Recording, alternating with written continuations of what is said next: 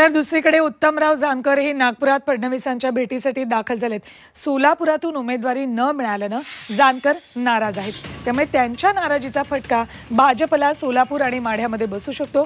त्यामुळे त्यांची समजूत काढण्याचे प्रयत्न सुरू आहेत। भाजपसाठी सोलापूर आणि माढा लोकसभा निवडणूक प्रतिष्ठेची आहे।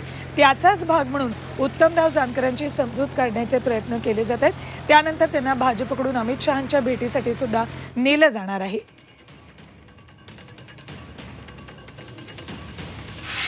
सोलापूर लोकसभेची तयारी भारतीय जनता पार्टीने मला करायला सांगितलेली होती। आमचे हजारो लोक सोलापूर मतदारसंघाचा सगळा आढावा घेत होते, भेटीगाठी घेत होते आणि तिकीट मिळणार हे निश्चित असताना अचानक तिकीट रद्द झालं आणि त्यामुळं सगळा जिल्ह्यावरती सन्नाटा पसरलेला आहे। सगळं वातावरण गेल्या 15-20 दिवसापासून दूषित झालेलं आहे।